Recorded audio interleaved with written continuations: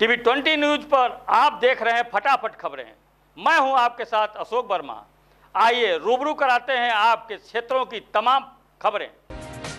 एक तरफ जहां उत्तर प्रदेश सरकार कुम्हारों के लिए तरह तरह की योजनाएं चला रही है जिससे कुम्हारों की आय बढ़ सके, तो वहीं कुछ दबंग व मनबड़ किस्म के लोग कुम्हारों के पोखरे पर कब्जा कर उनकी आय को शून्य करने पर तुले हैं।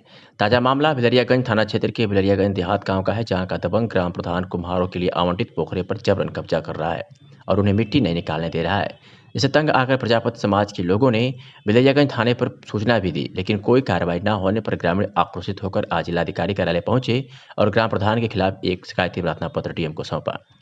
ग्रामीणों ने कहा कि उक्त प्रधान काफ़ी मनबड़ किस्म दबंग किस्म का है और हम लोग जब भी तालाब से मिट्टी निकालने जाते हैं तो हम लोगों को डरा धमका कर भगा देता है। ज्ञापन सौंपने वालों में अमरीश प्रजापति, गोविंद प्रजापति, मोनिका राजन, अरविंद प्रजापति, जयचंद, हरिप्रसाद, राम अवध आदि लोग मौजूद थे। क्या कुछ कहा ग्रामीणों ने, आपको सुनवाते हैं। समस्या उधर सरकार कहती है कि हम कुटीर उद्योग को बढ़ावा देंगे, कुम्हारी कला को बढ़ावा देंगे।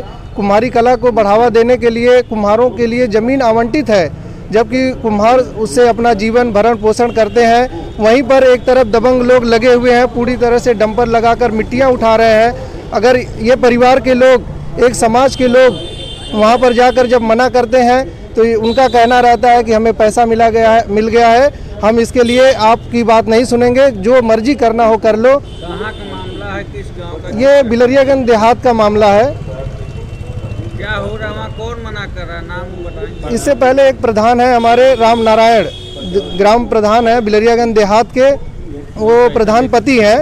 उन्होंने कुछ लोगों से, दबंगों से या किससे, प्रशासन से पैसा लेकर ये काम करवा रहे हैं, और जिसमें आप लोगों की देखिए काफ़ी भीड़ यहाँ पे है। काफ़ी लोगों को हमने मना भी किया कि कोरोना काल चल रहा है, आप मत जाइए वहाँ पे, लेकिन कुछ लोग अपनी पीड़ा को बताने के लिए रोक नहीं पाए और एसडीएम साहब से यहाँ मिलने के लिए आए, जहाँ पर अभी एसडीएम साहब से मुलाकात भी नहीं हुई, जबकि ये कहा जाता है कि कलेक्ट्रेट पे सोमवार को उनकी मुलाकात होती है, लेकिन आज यहाँ पर उपस्थित नहीं है। काफ़ी लोगों में आक्रोश है, इसी चीज़ को लेकर हम लोग यहाँ पर उपस्थित हैं। वहाँ पे हमारी जैसे मिट्टी है, कुम्हारों की मिट्टी है, उस पर हम लोग समस्या हो रही है कि वो लोग ज़बरदस्ती उठा रहे हैं, इसीलिए हम लोग उस पर आक्रोश कर रहे हैं। कौन लोग हैं कुछ दबंग लोग हैं। क्या नाम है? राम नारायण नाम है सर। क्या कह रहे हैं? हम पैसा ले रखे हैं, इसलिए हम ये मिट्टी नहीं उठाने देंगे। तो आप लोग मट्टी लेके उसे बर्तन दिया वगैरह बनाते हैं? हाँ, हम लोग मट्टी से काम किया जाता है सर, क्योंकि मट्टी हम लोग की है तो काम हम ही लोग करेंगे ना। क्या कहना चाहती हैं अधिकारियों से? अधिकारियों से कहना चाहते हैं कि हमारे समस्या का समाधान मिल लिया जाए। रानी की सराय में निवर्तमान नगर अध्यक्ष विनय प्रकाश गुप्त के नेतृत्व में प्रदेश महामंत्री अनुप गुप्त का गगनभेदी नारों के बीच जोरदार अभिनंदन किया गया। इस कार्यक्रम में जय भारत गुप्त, नगर उपाध्यक्ष धर्मेंद्र सिंह, मनोज गुप्त, अभि यादव, सोनू यादव, मुकेश गिरी, ऋतिक विश्वकर्मा और रानी की सराय के पवन कुमार मधेसिया, हनुमान प्रसाद, नंद किशोर गुप्त, पंकज राठौर, व्यापार मंडल अध्यक्ष दिलीप कुमार जायसवाल, गौतम अग्रहरी, राजकुमार गुप्ता, संजय जायसवाल, हरिराम मदेसिया, रमेश पटेल, ऋषि वर्मा, अनूप कुमार, महेश शर्मा, गुलाब सोनी, गोपाल प्रसाद मदेसिया, आनंद गुप्ता, अंबुज कुमार मदेसिया आदि व्यापारीगण उपस्थित रहे। जनपद में अपर आयुक्त न्यायिक के पद पर तैनात वंश बहादुर वर्मा की शनिवार रात्रि 8 बजे लखनऊ में उपचार के दौरान मौत हो गई। बृहस्पतिवार को एक तबीयत खराब होने पर उन्हें शहर के एक प्राइवेट हॉस्पिटल में भर्ती कराया गया था, जहां आराम न मिलने पर उन्हें लखनऊ के लिए रेफर किया गया था। वे हार्ट व किडनी की बीमारी से ग्रसित हैं। पिछले 3 महीनों से उनका उपचार हो रहा था। बता दें कि वंश बहादुर वर्मा की नायब तहसीलदार पद पर 1989 में पहली ज्वाइनिंग हुई थी और जनपद में एसडीएम में नगर व फूलपुर के पद पर भी सेवाएं दे चुके हैं। उनके निधन से मंडलीय कार्यालयों के कर्मचारियों में शोक की लहर है। आज मंडलायुक्त कार्यालय सभागार में मंडलायुक्त विजय विश्वास पंत की अध्यक्षता में एक शोक सभा आयोजित की गई, जिसमें मंडलीय कार्यालय के विभिन्न अधिकारियों और कर्मचारियों ने उन्हें भावभीनी श्रद्धांजलि अर्पित की। अपर आयुक्त न्यायिक वंश बहादुर वर्मा जनपद सुल्तानपुर के रहने वाले थे। कोरोना वैक्सीन टीकाकरण को लेकर स्वास्थ्य केंद्र अतरौलिया पर सेकेंड पूर्वाभ्यास किया गया। आज स्थानीय सामुदायिक स्वास्थ्य केंद्र पर स्वास्थ्य अधीक्षक डॉक्टर शिवाजी सिंह के नेतृत्व में कोरोना वैक्सीन लगाने का सेकेंड डेमो ट्रायल शुरू हुआ। इसके लिए अस्पताल परिसर में ही 15-15 लोगों के बैठने के लिए कोविड प्रतीक्षा रूम बनाया गया। चिकित्सा अधीक्षक डॉक्टर शिवाजी सिंह के नेतृत्व में सारी तैयारियां पूरी कर ली गई थी। आज लाभार्थियों को 15-15 की 2 टीम बनाकर प्रतीक्षा रूम में रखा गया। उसके बाद पहचान पत्र देखते हुए उन्हें वैक्सीन रूम में भेजा गया, जिसमें 5-5 लोगों की 2 टीमें लगाई गई थी। वैक्सीनेटर और चेकर की तथा 2 पुलिसकर्मी भी लगाए गए थे, जिन्हें चेक करके वेटिंग रूम में भेजा गया। उसके बाद टीका लगाया गया। वैक्सीन लगाने के उपरांत किसी प्रकार की कोई परेशानी होने पर अस्पताल परिसर में डॉक्टरों की एवं उपचार की व्यवस्था कर ली गई है। फिलहाल वैक्सीन पूरी तरह से फिट है। इसे लेकर पूरे जनपद में 6 स्थानों का चयन किया गया है और यह पूरे प्रदेश में आज सेकेंड डेमो चल रहा है, जिसके क्रम में आज स्वास्थ्य केंद्र अथरौलिया पर सेकेंड डेमो किया गया। देश के दूसरे प्रधानमंत्री और जय किसान जय जवान का नारा देने वाले लाल बहादुर शास्त्री की आज 55वीं पुण्यतिथि है। भारतीय जनता पार्टी समेत कई राजनीतिक दलों और नेताओं ने पूर्व प्रधानमंत्री को नमन किया है। इसी क्रम में चंद्रशेखर चबूतरा दारुल सफा लखनऊ पर लोकतंत्र सेनानी कल्याण समिति उत्तर प्रदेश ने लाल बहादुर शास्त्री की पुण्यतिथि मनाई और यशवंत सिंह सदस्य विधान परिषद ने पुष्प अर्पित कर श्रद्धांजलि दी। आपको बता दें कि लाल बहादुर शास्त्री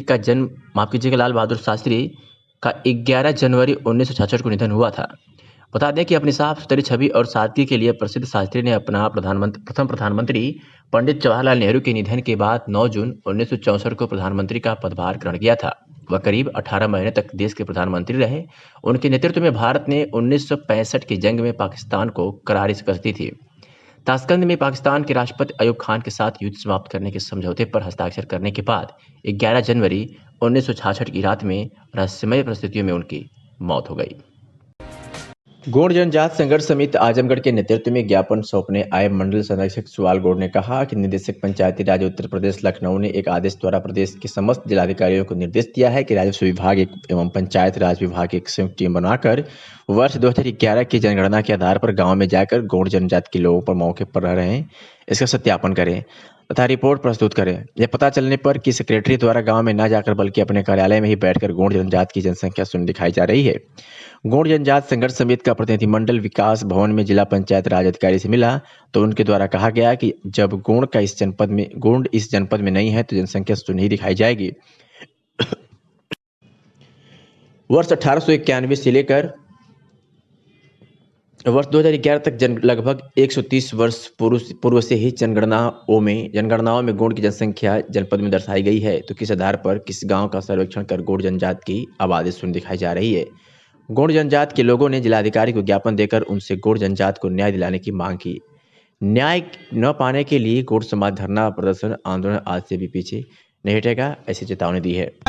हम लोग 7 तारीख को डीपीआरओ साहब के यहाँ गए थे और उन्होंने कहा कि परिचय पूछा, बताया गया कि हम लोग गोंड जात से बिलोंग करते हैं जो अनुसूचित जनजाति में आते हैं। डीपीआरओ साहब ने तुरंत कहा कि यहाँ इस जात के लोग नहीं रहते हैं और यहाँ से जनसंख्या शून्य जा रही है, जबकि आज से 130 साल पहले 1891 में हमारी जनगणना 8,972 थी।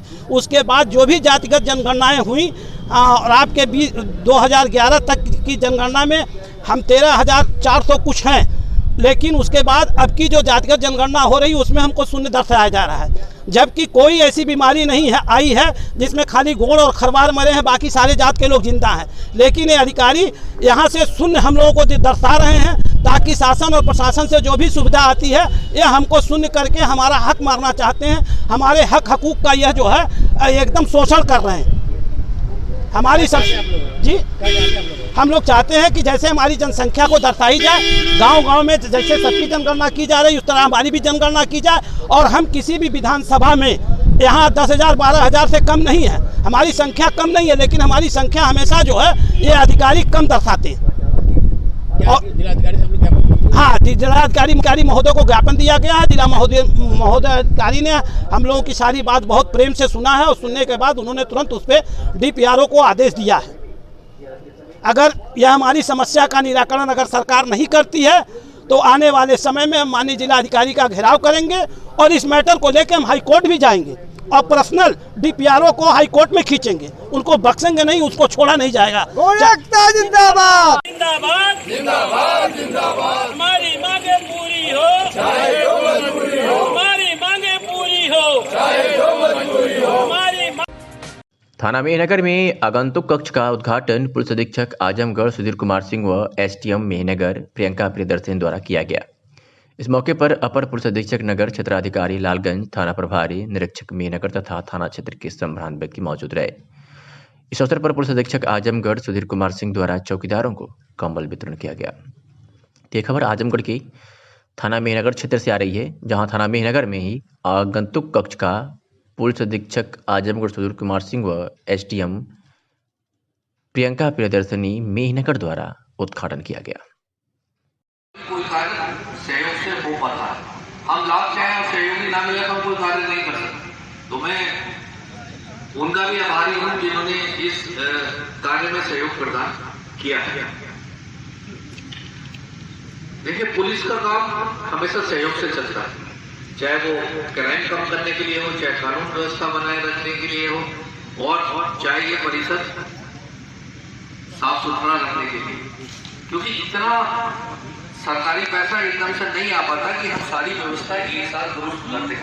और पार्ट में अगर हम व्यवस्था दुरुस्त करेंगे तो वो व्यवस्था कभी दुरुस्त ही नहीं हो पाती, क्योंकि इसने एक व्यवस्था संभालेंगे, इतने दूसरी व्यवस्था खराब हो जाती है। जो पिछली व्यवस्था है वो धीरे धीरे शनि जो है वो खराब होती चली जाती है।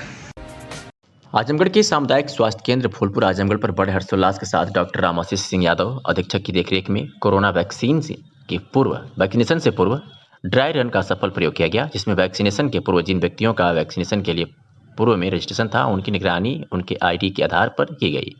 तत्पश्चात उनको वैक्सीनेशन रूम में वैक्सीनेशन के लिए भेजा गया। वैक्सीनेशन के उपरांत वेटिंग रूम में, जहां पर मरीजों को साइड इफेक्ट या किसी भी एलर्जी की संभावना की गुंजाइश, उसके लिए आधा घंटा रोका गया। यदि किसी मरीज को कोई परेशानी हुई तो उनको स्ट्रेचर द्वारा अलग कक्ष में लाया गया, जहां पर चिकित्सक देखने के उपरांत उनको ऑक्सीजन दिए गए तथा स्टाफ नर्स को सुझाव दिया। उन्होंने इंजेक्शन और ड्रिप लगाकर उनका उपचार किया। तत्पश्चात सभी मरीज अपने घरों को गए। आज वैक्सीनेशन कार्य में सीएचसी फूलपुर के डॉक्टर मोहम्मद अजीम ने बढ़ चढ़कर हिस्सा लिया। स्वास्थ्य अधिकारी, chief pharmacist, BPM, HIV counsellor, समस्त एलईटी तथा सामुदायिक स्वास्थ्य केंद्र के सभी चिकित्सक एवं स्वास्थ्यकर्मी पूरी तन्मयता के साथ उपस्थित रहे। आजमगढ़ के मेहनगर लौदाहा इमादपुर में जमीनी विवाद में संजय पुत्र स्वर्गीय बब्बर यादव व मनीता पत्नी संजय यादव ने आरोप लगाया है कि उनका खेत दबंग रामावतार यादव कब्जा करना चाहते हैं। जब संजय यादव ने ये बात पूछा गया तो रामावतार यादव अपने पुत्रगण के साथ मारपीट करने लगे, जिसमें पति पत्नी घायल हो गई, जिस पर संजय यादव ने 112 नंबर पर कॉल कर पुलिस बुलवाया। पीड़ित संजय यादव का कहना है कि पुलिस मौके पर पहुंचकर बिना सोचे समझे घायल संजय यादव को ही थाने उठा ले आई है और 151 में चालान कर दिया है। पीड़ित न्याय के लिए चक्कर काट रहा है मगर न्याय नहीं मिल पा रहा है। दबंग परिवार के लोग रोजाना फसल को बर्बाद कर रहे हैं।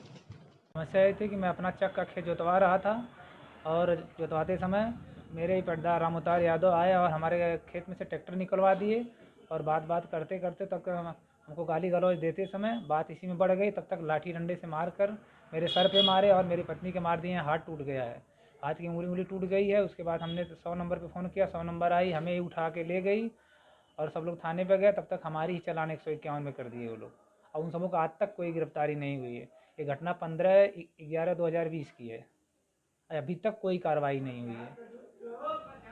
और अभी तक वो लोग क्या कर रहे हैं? अभी तक पूरी फसल नुकसान करके उसमें झांग और लौजार सब फेंकते जा रहे हैं। हम बोलते नहीं, डर से हम भयभीत हैं, हम कुछ नहीं कर पाते हैं। वहाँ पे हम बोलने जाएंगे फिर वो सब लाठी डंडे से मारेंगे, क्योंकि उन लोगों के ऊपर आज तक कोई कार्रवाई नहीं हुई है। क्या चाहते हैं आप? हम चाहते हैं उचित कार्रवाई हो, उन लोगों की गिरफ्तारी, वो लोग भी थाने पर आए और अपनी बात बताएं कि क्या उन लोग को दिक्कत के ऐसा व्यवहार मेरे साथ क्यों किए हैं वो लोग। आजमगढ़ शहर के कोलघाट निवासी युवा समाजसेवी ने पिता की पुण्यतिथि पर अपने भाइयों के साथ रक्तदान किया है। लोगों ने सराहना की है। बता दें कि शहर के कोलघाट मोहल्ले के रहने वाले युवा समाजसेवी मनीष कृष्ण आए दिन किसी न किसी जरूरतमंद लोगों को रक्तदान करते रहते हैं, लेकिन मनीष कृष्ण अपने परिवार में किसी का जन्मदिन हो या फिर शादी की सालगिरह हो, ऐसे मौक़ों पर खास तौर पर जिला अस्पताल स्थित ब्लड बैंक पहुंचकर रक्तदान करते हैं। इस बार वे अपने पिता स्वर्गीय कालिका प्रसाद गुप्त के 25वीं पुण्यतिथि पर अपने भाइयों संजय कृष्ण और अजय कृष्ण के साथ ब्लड बैंक पहुंचकर रक्तदान किए। इस दौरान उन्होंने बताया कि वे रक्तदान तो स्वयं करते ही हैं, दूसरों को भी प्रेरित करते हैं, काम करते हैं ताकि किसी जरूरतमंद को समय से रक्त मिल सके। उनके इस कार्य की लोग खूब सराहना करते हैं। सामाजिक संगठन भारत रक्षा दल के जिलाध्यक्ष उमेश सिंह गुड्डू ने यहाँ तक कह दिया कि यदि रक्तदान में जिले से किसी को नंबर दिया जाए तो मनीष कृष्ण नंबर 1 पर हैं। उन्होंने मनीष कृष्ण के इस कार्य की जमकर सराहना की है। हमारे पिताजी की पुण्यतिथि थी, उसके उपलक्ष्य में जो है आज पिताजी की पुण्यतिथि के उपलक्ष्य में जो है आज हम सारे भाइयों ने जो है ब्लड डोनेट किया है। इसके पहले भी आपने किया था? हाँ, इससे पहले भी हम लोग जो है हमेशा माता जी की पुण्यतिथि पे, मैं अपने एनिवर्सरी पे, बर्थडे पे, रक्तदान दिवस पे और भी जो भी आते हैं फेस्टिवल इस टाइप के जो है उस पर मैं करता रहता हूँ ब्लड। तो आप ये क्या संदेश देना चाहते हैं? हमारे पिताजी कहते थे कि जो है मानव सेवा करना सबसे बड़ा धर्म होता है। आप जो है पैसे से ना करके अगर रक्त से ही कर सकते हैं तो वो भी करिए आप। और भगवान ने अगर हमको उस लायक बनाया है तो हम लोग को जो है दूसरे का जीवन बचाने के लिए रक्तदान करना चाहिए। और मैं ये बराबर कार्यक्रम करता रहता हूँ, रक्तदान करता हूँ, लोगों को प्रेरित भी करता हूँ कि रक्तदान करते रहें। रक्तदान तो एक बहुत बड़ा अभियान इनका चलता ही रहता है। साल में 4 बार रक्तदान करते हैं और अपने पिताजी की पुण्यतिथि पे परिवार के साथ रक्तदान करते हैं। यह बड़ा ही सराहनीय कार्य है और अपने मैरिज एनिवर्सरी पे करते हैं और गरीब किसी मजलूम का भी अगर जरूरत पड़े तो करते रहते। इसमें यह हम जानते हैं कि विगत कई वर्षों से इन्होंने कई ब्लड यूनिट योगदान दे दिया है। अगर माना जाए तो आजमगढ़ में नंबर 1 पे रहेंगे ब्लड योगदान में। तो यह है कि जो है यह ब्लड किसी के काम में ही आता है, किसी की जीवन बचाता है। और इस कार्य के लिए हम लोग इनको बार बार बधाई देते हैं कि आपने इतना पुनीत कार्य किया, भगवान आपको बनाए।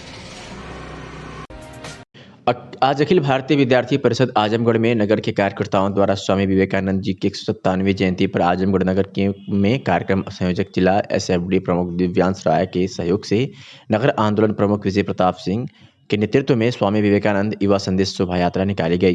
यह स्वामी विवेकानंद युवा संदेश शोभा यात्रा दोपहर 1:40 पर पूरे घोष दल के साथ नगर के डीएवी पीजी कॉलेज से प्रारंभ होकर 1:55 पर एलवल तिराहा, 2:30 पर बड़ादेव, 2:45 पर नगर पालिका, 3 बजे सिविल लाइन चौराहा होते हुए 3:15 पर स्वामी विवेकानंद तिराहे पर लाखों करोड़ों युवाओं के प्रेरणास्रोत स्वामी विवेकानंद की मूर्ति पर माल्यार्पण कर इस पदयात्रा को संगोष्ठी में परिवर्तित कर दिया जाएगा। संगोष्ठी का संचालन जिला कार्यालय मंत्री अंतरिक्ष सिंह ने किया। विद्यार्थी परिषद के विभाग संगठन मंत्री मनीष ने कहा कि स्वामी जी का एक ही संदेश बताया कि स्वामी विवेकानंद जी हमारे बीच जीवन दर्शन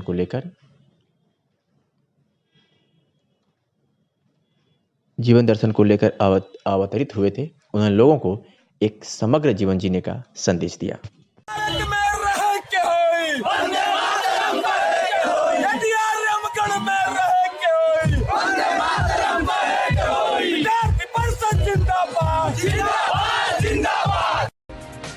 एक तरफ जहां उत्तर प्रदेश सरकार कुम्हारों के लिए तरह तरह की योजनाएं चला रही है जिससे कुम्हारों की आय बढ़ सके, तो वही कुछ दबंग व मनबड़ किस्म के लोग कुम्हारों के पोखरे पर कब्जा कर उनकी आय को शून्य करने पर तुले हैं।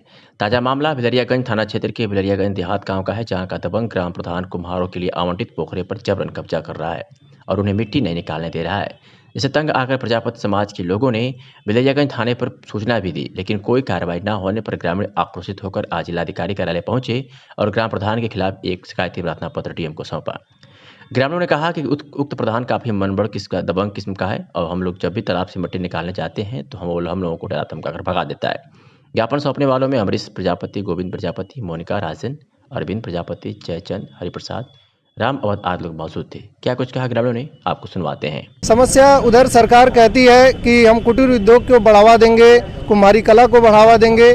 कुम्हारी कला को बढ़ावा देने के लिए कुम्हारों के लिए जमीन आवंटित है, जबकि कुम्हार उससे अपना जीवन भरण पोषण करते हैं। वहीं पर एक तरफ दबंग लोग लगे हुए हैं, पूरी तरह से डंपर लगाकर मिट्टियां उठा रहे हैं। अगर ये परिवार के लोग, एक समाज के लोग वहां पर जाकर जब मना करते हैं तो उनका कहना रहता है कि हमें पैसा मिल गया है, हम इसके लिए आपकी बात नहीं सुनेंगे, जो मर्जी करना हो कर लो। कहाँ का मामला है, किस गांव का? ये बिलरियागंज देहात का मामला है।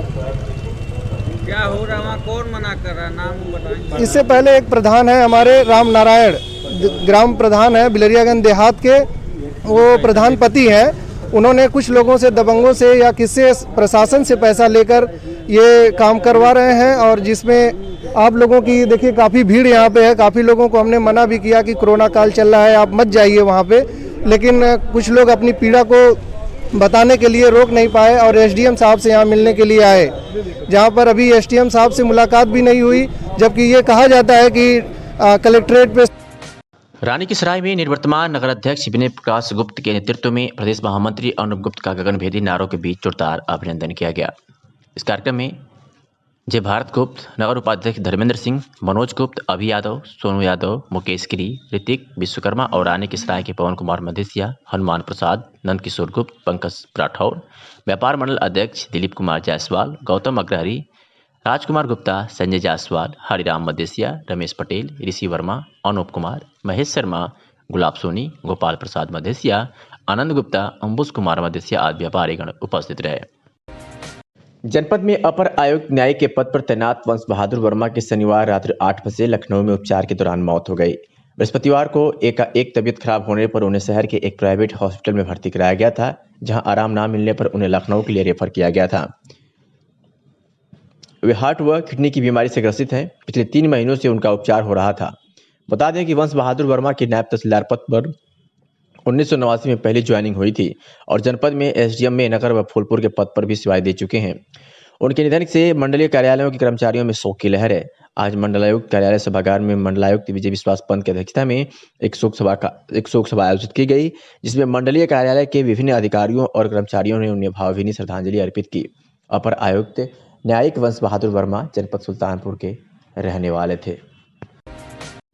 कोरोना वैक्सीन टीकाकरण को लेकर स्वास्थ्य केंद्र अतरौलिया पर सेकेंड पूर्वाभ्यास किया गया। आज स्थानीय सामुदायिक स्वास्थ्य केंद्र पर स्वास्थ्य अधीक्षक डॉक्टर शिवाजी सिंह के नेतृत्व में कोरोना वैक्सीन लगाने का सेकेंड डेमो ट्रायल शुरू हुआ।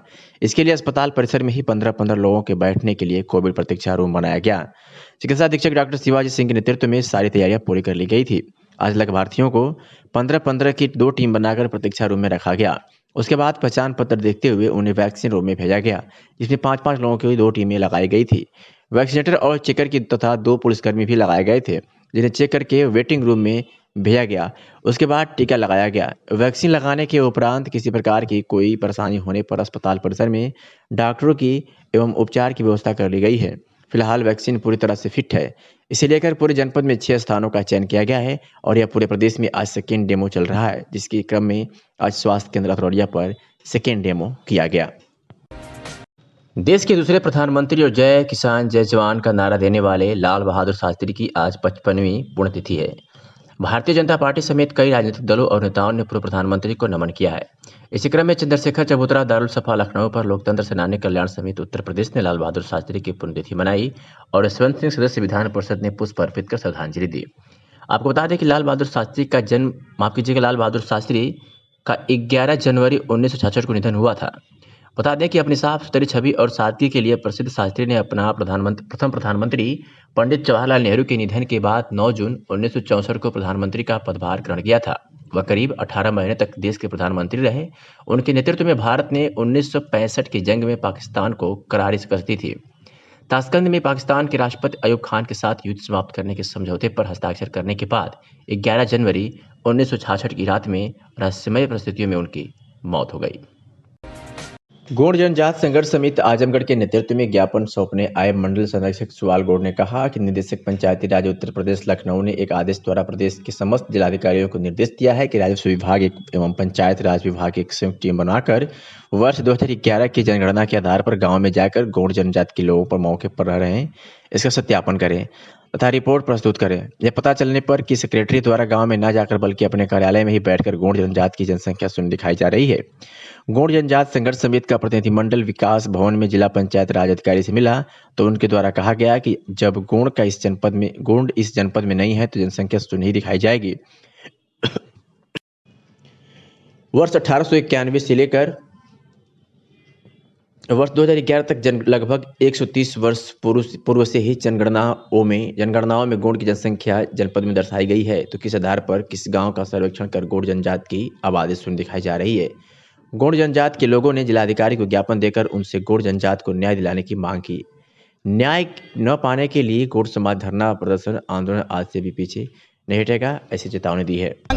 हम लोग 7 तारीख को डीपीआरओ साहब के यहाँ गए थे और उन्होंने कहा कि परिचय पूछा, बताया गया कि हम लोग गौड़ जात से बिलोंग करते हैं जो अनुसूचित जनजात में आते हैं। डीपीआरओ साहब ने तुरंत कहा कि यहाँ इस जात के लोग नहीं रहते हैं और यहाँ से जनसंख्या शून्य जा रही है, जबकि आज से 130 साल पहले 1891 में हमारी जनगणना 8,972 थी। उसके बाद जो भी जातिगत जनगणनाएँ हुई और आपके 2011 तक की जनगणना में हम 13,400 कुछ हैं लेकिन उसके बाद अब की जो जातिगत जनगणना हो रही है उसमें हमको शून्य दर्शाया जा रहा है, जबकि कोई ऐसी बीमारी नहीं है आई है जिसमें खाली गोंड और खरवार मरे हैं, बाकी सारे जात के लोग जिंदा हैं। लेकिन ये अधिकारी यहाँ से शून्य हम लोगों को दर्शा रहे हैं ताकि शासन और प्रशासन से जो भी सुविधा आती है ये हमको शून्य करके हमारा हक मारना चाहते हैं। हमारे हक हकूक का यह जो है एकदम शोषण कर रहे हैं।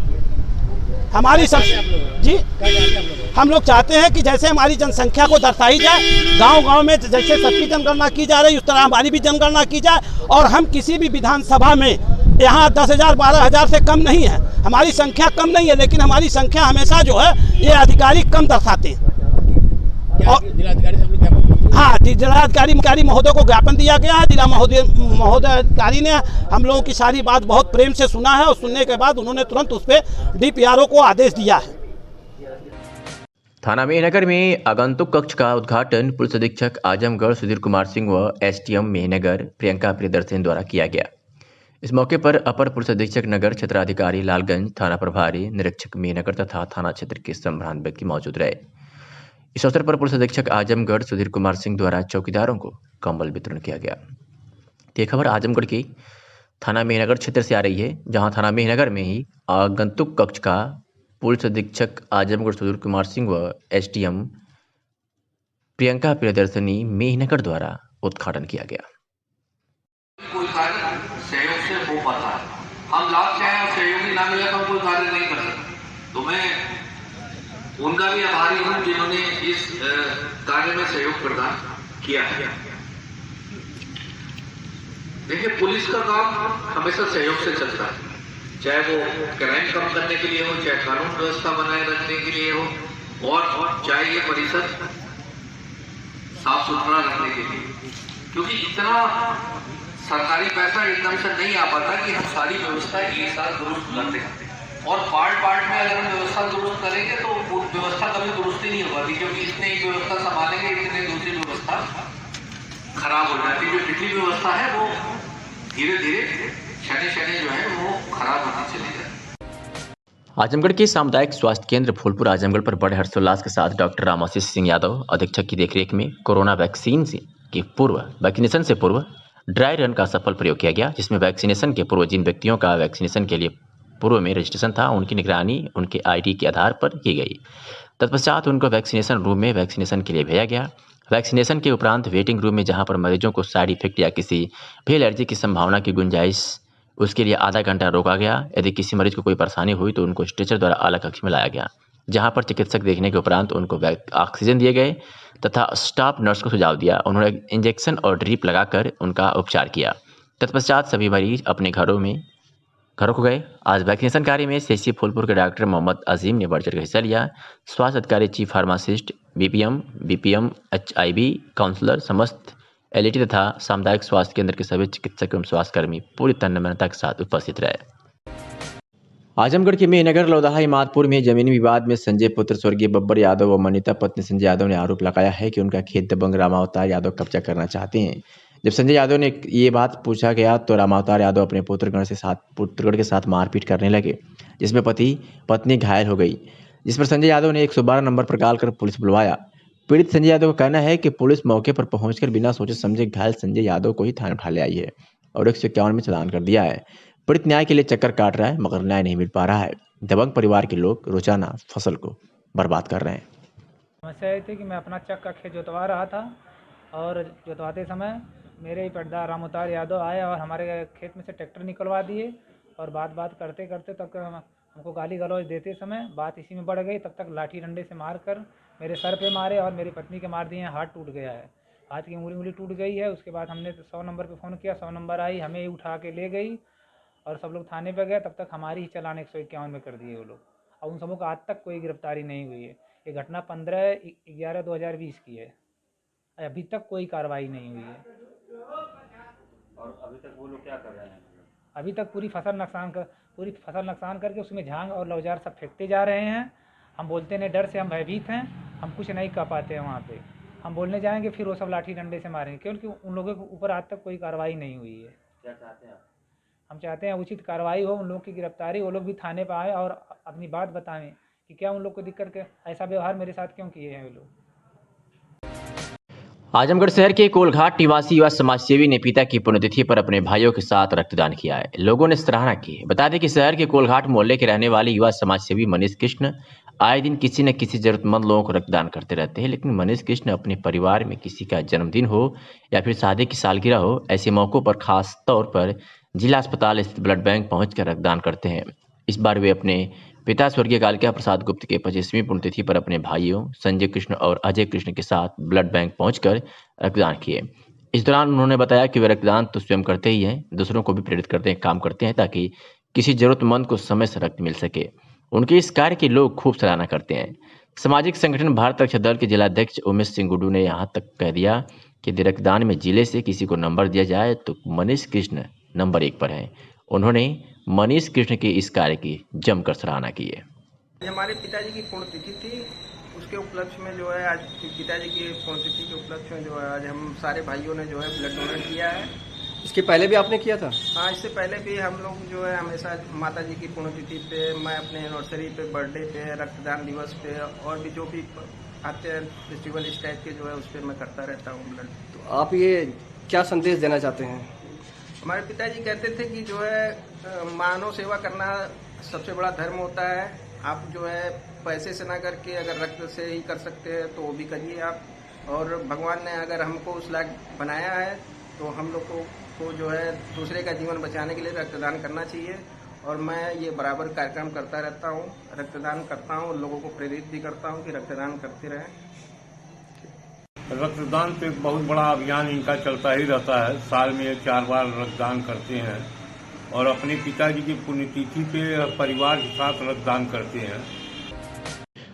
आज अखिल भारतीय विद्यार्थी परिषद आजमगढ़ में नगर के कार्यकर्ताओं द्वारा स्वामी विवेकानंद जी की 197वीं जयंती पर आजमगढ़ नगर में कार्यक्रम संयोजक जिला एसएफडी प्रमुख दिव्यांश राय के सहयोग से नगर आंदोलन प्रमुख विजय प्रताप सिंह के नेतृत्व में स्वामी विवेकानंद युवा संदेश शोभा यात्रा निकाली गई। यह स्वामी विवेकानंद युवा संदेश शोभा यात्रा दोपहर 1:40 पर पूरे घोष दल के साथ नगर के डीएवी पीजी कॉलेज से प्रारंभ होकर 1:55 पर एलवल तिराहा, 2:30 पर बड़ादेव, 2:45 पर नगर पालिका, 3 बजे सिविल लाइन चौराहा होते हुए 3:15 पर स्वामी विवेकानंद तिराहे पर लाखों करोड़ों युवाओं के प्रेरणास्रोत स्वामी विवेकानंद की मूर्ति पर माल्यार्पण कर इस पदयात्रा को संगोष्ठी में परिवर्तित कर दिया जाएगा।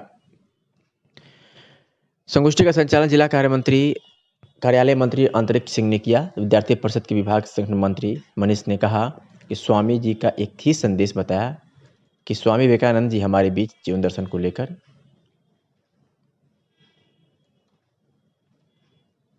को लेकर अवतरित हुए थे। उन्होंने लोगों को एक समग्र जीवन जीने का संदेश दिया।